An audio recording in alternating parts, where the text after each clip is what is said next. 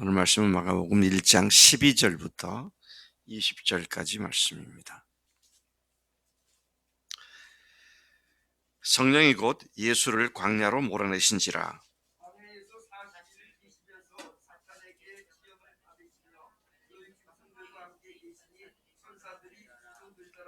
요한이 잡힌 후 예수께서 갈릴리에 오셔서 하나님의 복음을 전파하여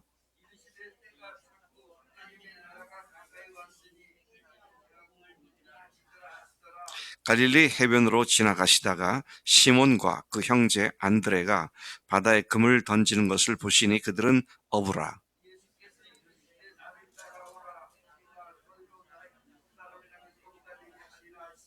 곧 그물을 버려두고 따르니라.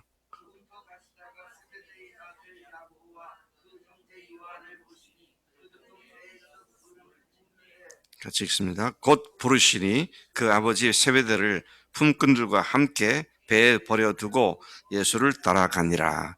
아멘. 아멘. 예수님의 복음의 시작을 어떻게 하셨는지를 어제와 오늘 말씀에서 말씀해 주고 있습니다. 어제는 침례를 받으셨고요. 오늘은 마귀에게 시험을 받으시는 일들을 경험하게 되시죠. 12절 13절이 이 사실을 알려주고 있고, 이것은 요한복음을 뺀 마태, 마가, 누가 세 복음서에 똑같이 기록되어 있습니다. 성령이 곧 예수를 광야로 몰아내신지라. 성경 본문은 성령이 광야로 몰아내셨다, 그렇게 표현하고 있습니다. 누가복음 4장 1절에서는 성령에게 이끌리시어, 그렇게 표현되어 있고요. 공동 번역에서는 성령의 인도하심으로, 그렇게 표현되어 있기도 합니다. 주님께서 사탄에게 시험을 받으셨다는 사실은 오늘 우리에게 큰 위로가 되며 또 우리로 담대함을 갖게 해줍니다. 주님 자신은 사탄에게 시험 받으실 하등의 이유가 없으신 분이시죠. 하나님께서 사탄에게 유혹을 받는다? 이건 어불성설이죠.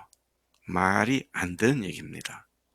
근데 말이 안 되는 일을 누가 겪게 하셨느냐? 성령님께서 그렇게 만드셨다, 그런 말입니다. 사실은 우리가 예수를 믿고 죄 용서받고 구원받고 하나님의 아들과 딸이 됐다는 것 자체가 말이 안 되는 겁니다. 인간이, 죄 많은 인간이 하나님의 아들이 되고 딸이 된다? 그게 말이, 누구도 그래서 어떻게 그렇게 되는지 설명을 못 하잖아요. 하나님이 인간의 몸을 입고 인간이 되셨다? 그것도 말이 안 되는 겁니다. 여러분, 우리들의 믿음은 우리들의 논리를 가지고 말이 안 되는 믿음이, 그게 하나님의 믿음입니다. 네, 잠깐만 머리를 따져가지고 논리를 따져갖고 믿으려고 그러면 믿을 게 하나도 없어요. 근데 믿고 주님을 의지하고 가니까 그 길이 열리는 걸 보면 참 신기하고 놀랍다. 주님께서는 성령에게 이끌리셔서 그렇게 시험을 받으셨는데, 왜 그렇게 시험 받으셨느냐? 참 놀랍습니다. 그래서 은혜가 되고 담대함을 갖게 한다는 얘기가 그겁니다.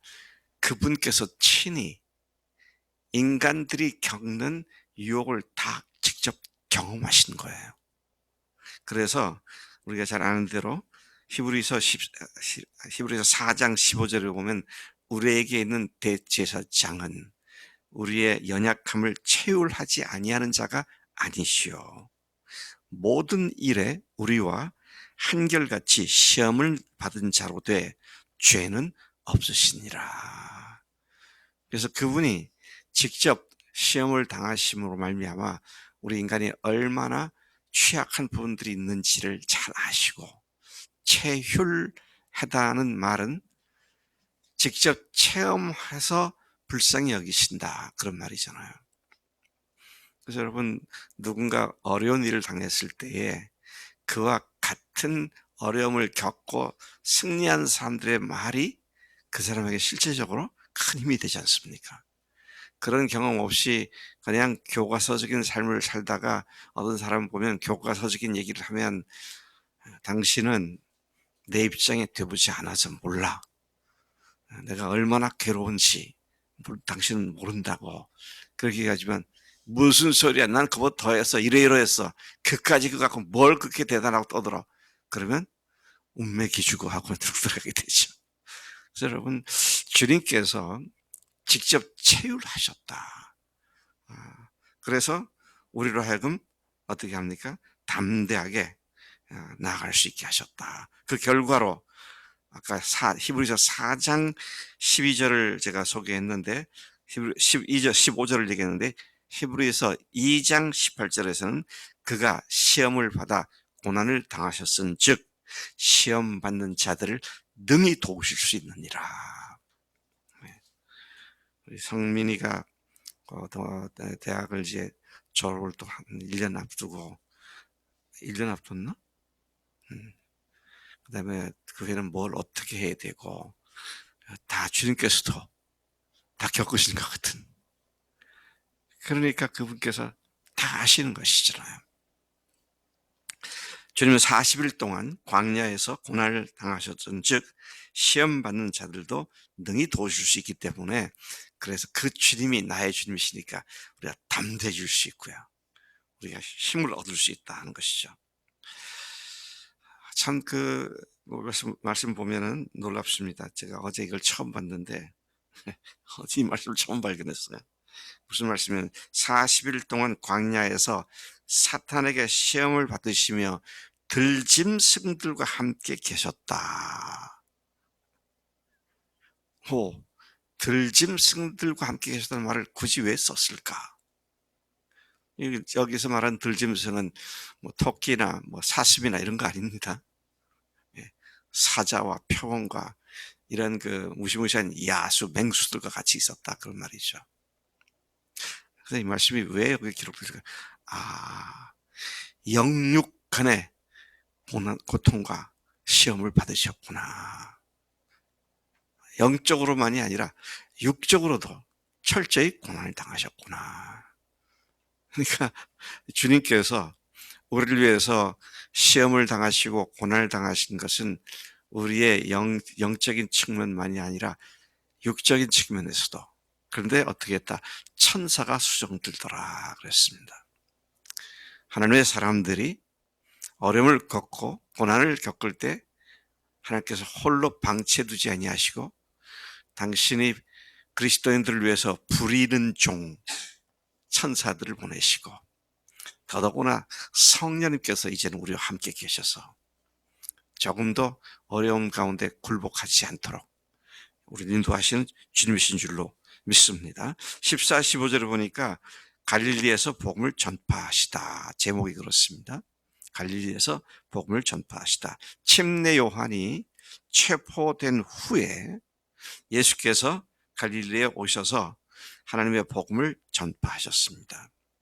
그분이 그때 갈릴리에 가서 복음을 전한 내용은 어떤 내용을 전했느냐? 때가 찼고 하나님의 나라가 가까웠으니 회개하고 복음을 믿으라는 것이었습니다. 여기서도 주님께서는 뭐라고 그러세요? 회개하라고 말씀하십니다. 그러니까 요한의 사역의 첫 일성이 회개하라, 천국이 가까웠느니라 했잖아요. 예수님의 사역의 본격적 사역의 첫 일성도 회개하라는 겁니다. 어제도 말씀드렸지만 회개 없이는 죄사함도 없습니다. 회개 없으면 구원도 없어요. 회개 없으면 영생도 없습니다. 회개한 자들에게 주님께서는 은혜를 주시고 영원한 생명과 구원과 죄사함을 또 성령님을 허락해 주시는 이 일이 있을 수 있다는 것입니다. 그래서 오늘 우리가 저 복음을 전할 때 회개를 너무 단순화시켜 버렸어요. 그래서 정말 우리가 이 사람이 정말 회개했는지. 그래서 저는 가급적이면 앞으로 복음을 전할 때에 회개 과정이 없으면 영접시키는 기도를 하지 말아야겠다. 그런 생각이 많이 들어요. 이게 목이 말라야 소금이 달더라고요. 너무 갈증이 심하니까 소금이 달아요. 근데 목이 안 가는 사람한테 소금 주면 난리 나죠. "이런 짠 걸 왜 나한테 먹였냐고." 난리 나는데, 갈증 있는 사람에게 소금을 주면 너무너무 기뻐하잖아요. 자, 그래서 복음의 시작은 뭐다? 회개다 하는 것. 머릿속에 아주 강하게 각인을 시켜야 할 필요성이 있습니다. 16절에서 20절까지는 주님께서 공개적으로는 회개하라고 말씀하셨고, 그다음에 주된 관심으로서는 제자들을 부르시는 일을 시작 단계에서 하셨다. 어부들을 부르셨다. 그렇죠. 주님은 갈릴리 해변으로 지나가시다가 시몬과 그 형제 안드레를 만났습니다. 그들은 어부들이었고, 주님은 그들이 바다에 금을 던지는 것을 보고 부르시고 그들을 제자로 부르셨습니다. 참 흥미로워요. 금을 던지는 것과 제자가 무슨 상관이 있는가? 제자 되는 것이 무슨 상관이 있는가? 하나님께서는 그 사람이 하고 있는 일에서 나타나는 그 사람의 재능과 특징을 보시고 부르신 줄로 믿습니다. 그러니까 하나님께서는 나는 전혀 알지도 못하는 일을 하라고 하시는 않습니다. 다윗이 골리앗을 쳐 죽이러 나갔잖아요. 근데 다윗에게는 물맷돌 기술이 있었어요. 하나님 그걸 쓰시더라고요. 물맷돌을 그가 왜 훈련을 했습니까? 나는 언젠가 골리앗을 죽일 거야. 그렇게 안 했습니다. 그가 물맷돌을 사용한 이유는 주로 양을 지키기 위해서, 맹수들을 향해서 양을 보호하기 위해서, 자기 직업이 목동이니까 그 일에 충성하니까 그 물맷돌을 사용해서 골리앗도 죽이고, 양을 치는 그의 목자의 심장을 가지고 나라 백성들을 치리하게 하시는 그런 모습을 보면서 내게 주어진 것에 최선을 다하는 것이 주님께 쓰임받는 소중한 자원들이 된다라는 사실을 다시 한번 생각하게 됩니다. 예수님이 나를 따라오라 라고 하신 것은 단순히 하루나 이틀 잠깐 나를 따라와 봐, 그가 아니라 아예 나를 따라다니며 예수 제자학교에 입학을 하라는 얘기잖아요. 고대 스승들이 제자들을 가르치는 방법은 같이 먹고 자고 살면서 가르치는 것이었는데, 예수님께서 제자들을 그렇게 부르셨다. 그 후에 예수님 3년 동안 얼마나 바쁘게 지내셨어요. 근데 한 번도 제자들을 방치해두지 않으시고 계속 같이 다니시고, 그래서 제가 직접 제가 계산한 건 아니지만 많은 사람들이 계산한 걸 보니까 사복음서의 70%가 12 제자들을 위해서 사역하신 것이다. 그런 통계가 있어요. 참 주님의 사역은 한 사람 한 사람 세우는 데 관심이 있었다는 것이죠. 오늘은 신학생이 하나도 없네. 신학생들 보면 허상에 부풀려져 가지고 설교 한마디를 능력 있게 해서 사람들을 변화시키겠다.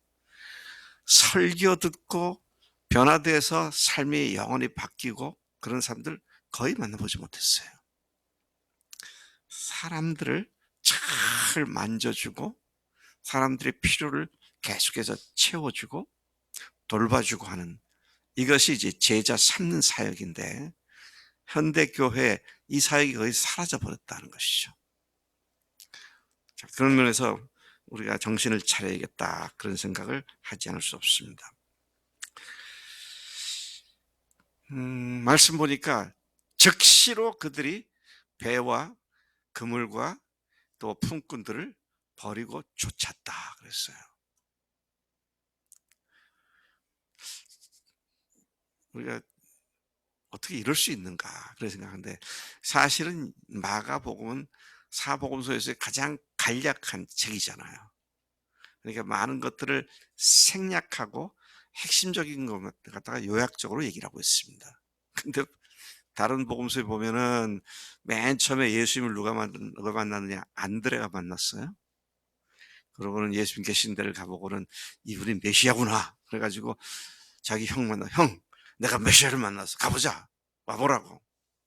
그 예수 만났죠. 그래서 두 형제의 예수님과의 만남은 그렇게 시작된 겁니다. 그 다음에 예수님께서 가버나움에 오셔가지고 누구의 집에 들어가셨느냐? 베드로 집에 들어갔습니다. 베드로의 집에 들어가서 많은 병자들을 고치시고 그날 밤 거기서 주무셨어요.